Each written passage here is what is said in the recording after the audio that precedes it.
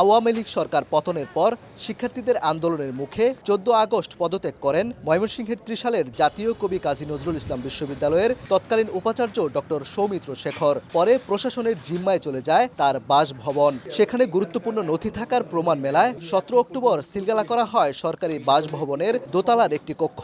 সোমবার কক্ষটি পরিদর্শনে যায় বিশ্ববিদ্যালয়ের প্রক্টোরিয়াল বডি।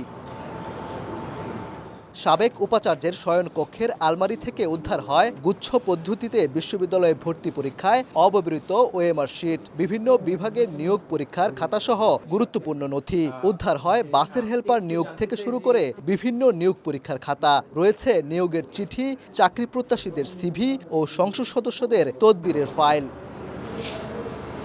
গুচ্ছ পদ্ধতিতে ভর্তি পরীক্ষায় 22টি বিশ্ববিদ্যালয়ে অবৈধভাবে শিক্ষার্থী ভর্তির সঙ্গে ডক্টর সৌমিত্র শেখরের সংশ্লিষ্টতার অভিযোগ করেছেন শিক্ষকরা। বিশ্ববিদ্যালয় গুচ্ছ ভর্তি পরীক্ষার ওএমআর শিট তার বাংলোতে বা তার অফিসে পাওয়ার কোনো সুযোগ নেই, কারণ এটা সংশ্লিষ্ট কমিটি কতগুলো ওএমআর শিট কালেকশন করে এবং কতগুলো ইউজ হয়েছে এটা টোটালি রেকর্ড থাকতে হবে, এবং তার বাংলোতে কেন পড়ে থাকবে সেগুলো।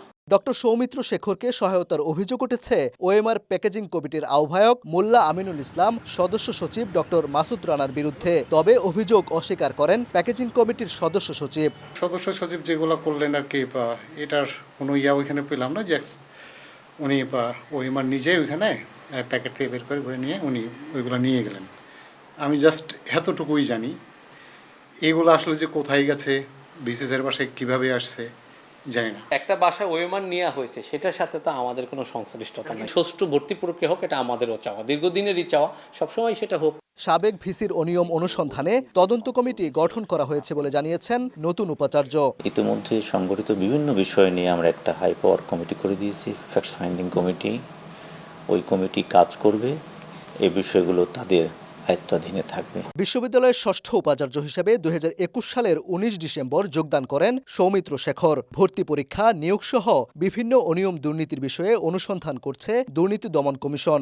ইতিমধ্যে তার দেশ থেকে নিষেধাজ্ঞা চেয়ে চিঠি দিয়েছে দুদক। পাশাপাশি Bharat, America, England, Canada, Thailand ও মালয়েশিয়ায় তার এবং পরিবারের সদস্যদের নামে বাড়ি কিংবা সম্পদের তথ্যের জন্য বাংলাদেশ ফাইন্যান্সিয়াল ইন্টেলিজেন্স ইউনিটেও চিঠি দিয়েছে দুদক। এসব বিষয়ে কথা বলতে সৌমিত্র শেখরের মুঠোফোনে একাধিকবার যোগাযোগের চেষ্টা করা হলেও তার সাড়া মেলেনি।